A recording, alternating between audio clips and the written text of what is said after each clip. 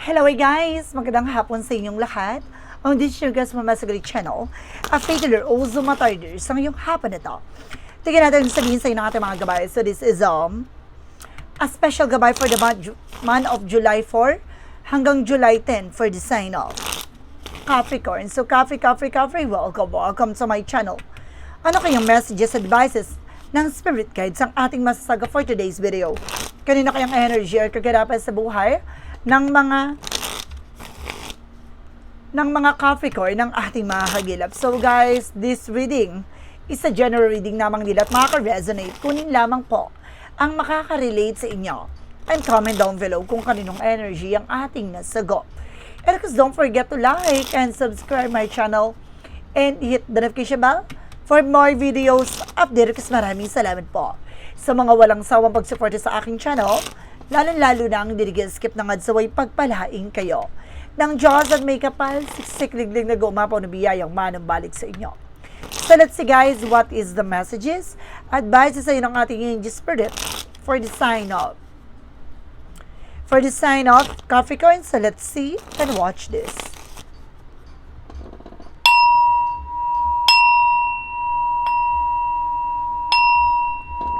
Angel Spirit Guide, please give me information paano kayo sabihin sa inyo ng ating mga baraha.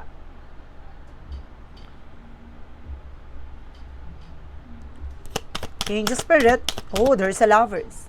Now, meron dito konektado about sa pag-ibig, relasyon, asawa.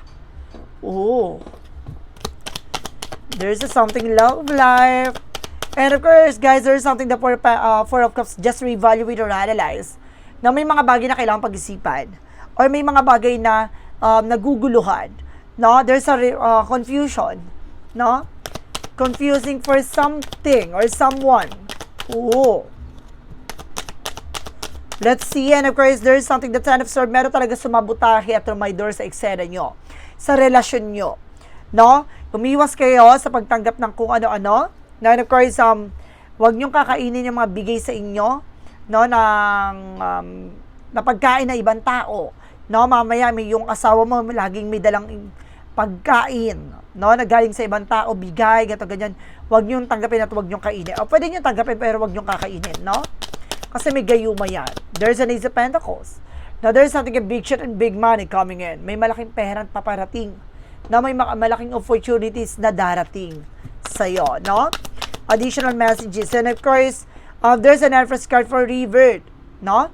Ibabalik na yung sigla, ganda at kaayusan, no? Self-love, self-care, kailangan mong mahalin na talagaan yung sarili mo. So let's see what is additional messages. With an Angel Spirit for Nine of Cups, there's a wish fulfillment. So may mga bagay na matutupad na dito, may mga bagay na may isa sa katuparan mo na, no? May mga bagay na makakamit mo na, unti-unti mo nang makakamtanan, matagal mo nang inaasam. What is the lovers? Represent what? Reference with the moon card, truth reveal. Diba, ilalantad talaga lahat ng katotohanan na may kinalaman about dito sa asawa mo. No? Maaring merong gumawa sa inyong dalawa ng hindi maganda. No, there is something guys na maaring nagbigay ng gayuma. No? Or something masamang mahika. Pero nakikita ko si dito na parang hindi kayo makatulog sa gabi. Balisakain parehas. What is the Four of Cups? Reference with the Four of Pentacles. So see, protect your power, protect your energy. Protectionan mo at pangalagaan mo kung ano man yung bagay na meron ka. No? And of course, there's something, the full card, huwag ka nagtitiwala. No? Basta-basta dahil may mga tao sa paligid mo na lubos ka nagtiwala, tinraidor ka. At sinabotahe ka. Na nag-betray sa'yo. What is the Ace of Pentacles? Reference with the Three of Pentacles. There's a collaborations. No? Meron ka ditong makukuha about sa pera or meron ka ditong malaking pera na makukuha about sa trabaho mo, sa negosyo mo, no? What is an Empress card? Represent with the Eight of Swords. No, there is something toxic and negativity is around you. No, meron ditong negative environment, no? Mahalin mo talaga mo yung sarili mo dito dahil napapalibutan ka ng toxic. And of course, there's a Ten of Swords with a long-term success, financial security, and financial windfall. No, lalagot, lalakas ang yung finances tulad ng hinahangad mo, pinapangarap mo. What is the Lovers? Of course, the Moon card. Represent with the Page of Swords, being curiosity. Now, there's a smiling, looking, watching at you. Nakasubaybay ito. No, itong tao na to lagi nakatingin sa inyo, nagmamasid. And of course, there's a page of cards, makinig ka sa intuitions mo. Nagkaroon ka ng gut feeling No, nagkaroon ka na ng hinala. No? Kailangan proteksyonan mo at pangalagaan mo yung iyong relasyon, pamilya. And there's a temperance with a divine intervention. Paalala sa ng ating divine na matutukang kumalma. Na huwag ka nagtitiwala ng lubos. Minsan ka nang sinabotahe.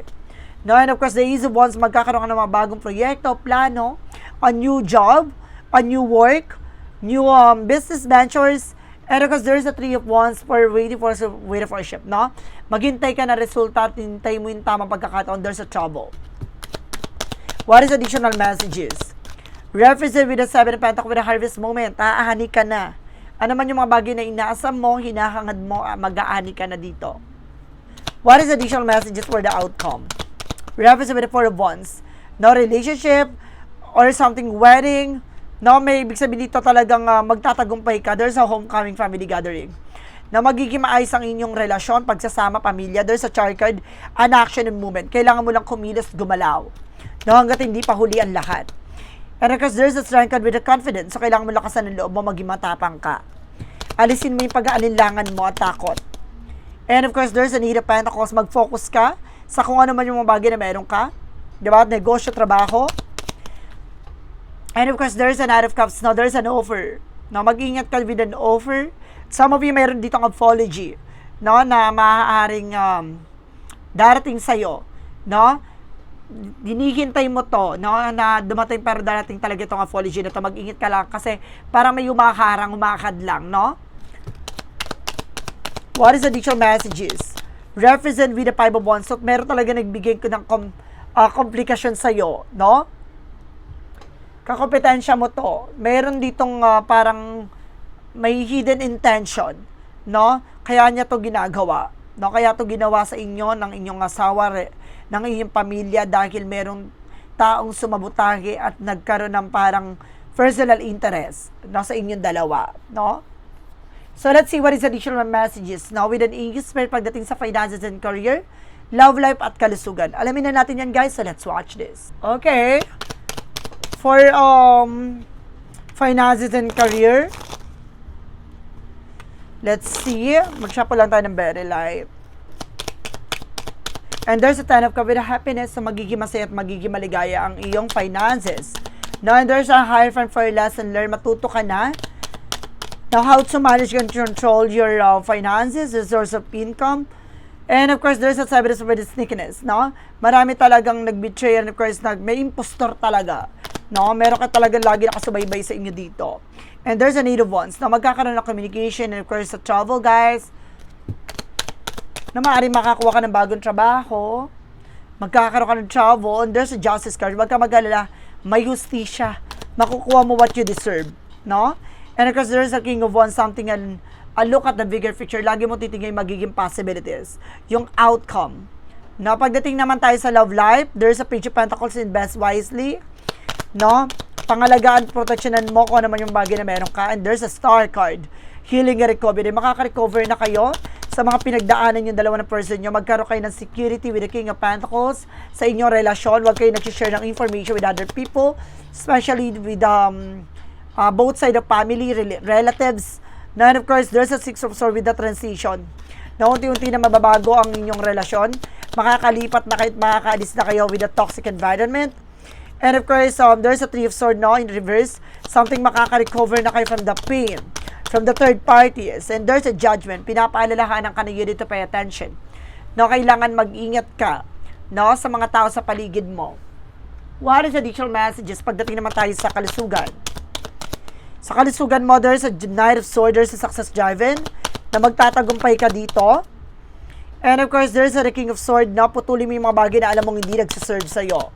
Yung mga bagay na alam mong hindi makakatulong sa'yo. And there's a Six of Wands for victory. Diba, magtatagumpay ka, magiging maganda na ang iyong kalusugan. Umiwas ka lang sa mga bawal dito. Huwag kang padalos-dalos din sa lahat ng gusto mong mangyari. There's a Two of Cups, no, parehas kayo na nararamdaman ng person mo. Ng person mo, parehas kayo na nararamdaman, nararanasan. And of course, there's a Hermit card, no? May kinalaman talaga about sa spiritual, no? There's a spiritual journey talaga. spiritual battle. No, there's a Five of Pentacles, no? Some of you guys, para kayo naputulan ng eksena dito, marami kayong nananakit sa katawan. No, parehas kayong maraming nararamdaman ng person mo. No, so let's see what is additional messages with an Eagle Spirit for magical fire messages, advices, and of course, pick a card, yes or no. No, guys, malalaman natin ano magiging kaganapan mo. And of course, kung bago ka sa channel ko, pick a card, yes or no, pwede ka magtanong. Isa lang ang magiging sagot dyan within 1, 2, or 3. Pipili ka lang ng isa doon. Then of course, comment down below kung ano number na pili mo. And of course, malalaman mo ang sagot na yan sa dulo ng reading na to. So let's see and watch this. Okay, let's see what is the magical fire messages represent what. For magical fire messages, you get the power, diba? Kayang-kaya mong baguhin ang situation, you can do it. No? And of course, a new career, na magbabago na rin yung career mo dito, no? No, there's a successful directions. And there's an everything is okay. No, wag kang mangamba, lahat ng bagay na to nangyayari in a beautiful way. Let's see what is the Yin and Yang Oracle card represent what? Yin and Yang Oracle card represent, guys, with unity, no, transcendence, meron dito pagkakaisa, pagtutulungan. Then, of course, there's an alchemy and desert guides, no? Meron gumagabay talaga sa'yo dito, mahal mo sa buhay na yumao. And of course, you are dealing with the Ace of Air, Gemini, Libra, Aquarius. Ooh. So, let's see what is the synchronicities represent what. Maaring yung person mo is a Gemini, or Libra, or Aquarius. What is additional messages? Represent with imagination, na marami tumatakbo talaga sa isip mo. Nandun sa sister, may kinalaman talaga about sa sister. Ibig sabihin dito, kanina ko pa nakikita to with an Empress card. No? Ang may kinalaman talaga dito yung kapatid na babae. No? Ang lason sa eksena na to. No? Siya yung nagbibigay ng mensahe, naghahatid ng eksena, siya yung sumisira sa inyo. And there's a strength, kailangan mo lakasan ng loob mo. No? Maging matapang ka dito. What is the romance for Mystic Love Oracle deck? Represent, guys, with independent, no? Napaka-independent mong tao. Hindi ka bumabase sa mga sasabihin ng iba, no? Meron ka sa sariling disposition. And this is something, and text message unsent. Ibig sabihin, ito gusto kanyang i-chat, i-message, pero natatakot siya, naduduwag siya. And there's a peace, pero wag ka mag-alala, magkakaroon ka ng kapayapaan at kaayusan dyan sa sitwasyon mo. No? What is an angel's number? Represent what? And there's a 10-10 with that it's up to you. Nasa sa'yo yung decision. It's time to put those long cherished ideas into action. You will soon come into contact with appropriate individuals, circumstances, and resources. Eventually, you will experience joy as well as a brand new opportunities. Trust in the process. So see, magtiwala ka sa tamang proseso. Lahat ng bagay na gusto mong makuha, makamtan, no, dadaloy din yan. No, makukuha mo din yan. Kailangan mo magtiwala at kumilos at gumalaw, no? Sa tamang pamamaraan, sa tamang desisyon, sa tamang tamang gagawin mo sa buhay mo, no? Tamang pag-iisip at magtiwala sa lahat na nangyayari. What is the Money Bomb Oracle deck? Represent independence. Talagang double, there's a something, guys, with a threefold clarification with independence, and of course, there's a something independence, no? So, sinasabi dito, guys, na don't depend on others. Huwag ka dumepende sa ibang tao. No, huwag kang makinig sa sulsol or mga sinasabi ng ninuman. Manage money yourself. Independence, guaranteed security. Protection at pangalagaan mo yung grounds mo. Now, there's a clarifying for a love situation. What is a clarifying for a love situation? Represented with a dance of soul. No? Be vulnerable and let your two hearts intertwine, no? Ibig sabihin talaga dito na, kumbaga, ano man yung mga bagay na pinagdaanan nyo sa relasyon, no? Punong-puno ng komplikasyon, pero hayaan nyo ang puso nyo ang manaig sa lahat, no? Yung pagmamahal nyo sa isa't isa, ang magbigki sa inyong dalawa. What is a shadow work represent what?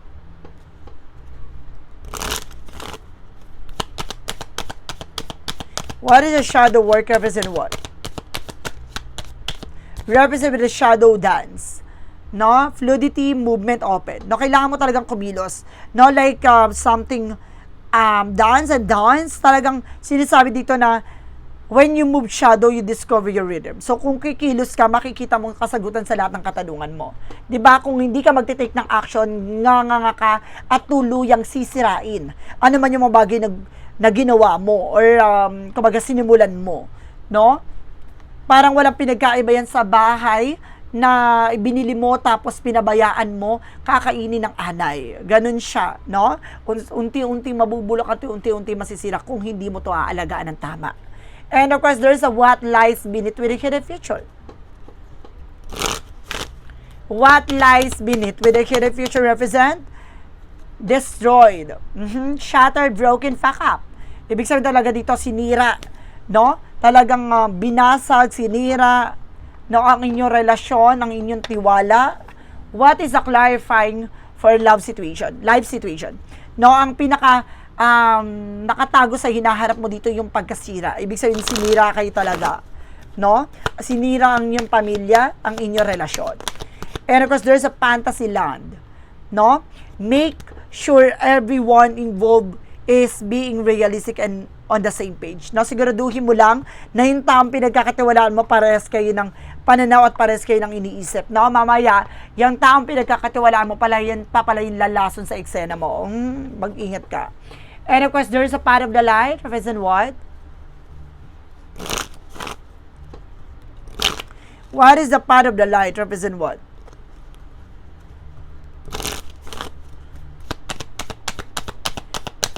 What is the part of the light? Represent with a soul reflection, soulful reflection.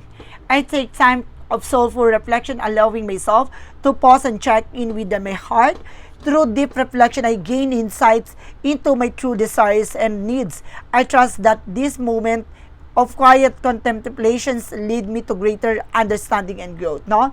Kumbaga, ngayon mo makikita, no, lahat ng bagay na gagawin mo, magre-reflect sa bawat action and decisions mo. So, kaya kailangan, mas maganda yung tahimik ka lang, no, na gumagalaw, kumikilos, no, wala kang sinasabi sa ibang tao, sarili mo lang dapat ang iyong kumbaga paniniwalaan, pangahawakan, no? Huwag kang dedepende sa ibang tao. So, let's see what is the pick a card, yes or no? Alamin na natin lahat ng magiging sagot sa tanong mo. Let's watch this. Okay. With a pick a card, yes or no, let's start with the number 1. Kung sino yung nakapili na number 1, ito na yon. There is a yes. No? Yes ang sagot sa tanong mo. Rising to the challenges floating on the air advance. No? Parang pinangungunahan ka dito na magiging matagumpay ka. Ano man yung mga bagay dagok na yung pinagdaanan, naranasan, no? Kumbaga, wag mong tignan yan. Tignan mo kung ano yung mararating mo. Tignan mo kung ano yung mangyayari sa'yo in the near future. No? At sinasabi to, mas mataas pa at marami kang mapagdadaanan pero mamamayagpag ka. Number 2. Represent with a yes. Wow. Beauty and growth surround you, cherish it, no? Kumbaga sinasabi dito, maganda at lalago at lalakas ka dito at mapapalibutan ka na nag-uumapaw at masagana, no? Na buhay at magagandang nasa paligid mo, no? Kaya sinasabi dito, lasapin mo, namnamin mo dahil sa sitwasyon ngayon na mababago na ang iyong kapalaran at sitwasyon. Na magtiwala ka. Number 3, there is something a yes again. Wow, all yes. You have the answer, opening doors, access. No? Binibigyan ka na ng kasagutan dito at binubuksan na ang pintuan para sa panibago eksena sa buhay mo. Tanggapin mo to ng buong buo. So guys, this is a special gabay for the month of July 4 hanggang July 10 for the sign of Capricorn. So Capri, maraming salamat po for this wonderful reading. So once again, this reading is a general reading namang hindi lahat makaka-resonate. Kunin lamang po ang makaka-relate sa inyo and comment down below kung kaninong energy ang ating nasa Capricorn. Don't forget to like and subscribe my channel and hit the notification bell for more videos update. Kasi maraming salamat po sa mga walang sawang pagsuporta sa aking channel. Lalo na ang skip ng adzaway pagpalain kayo ng Diyos at may kapal. Siksik liglig na gumapo na biyayang manong balik sa inyo at maraming salamat po. And see the next video. Bye-bye and babush.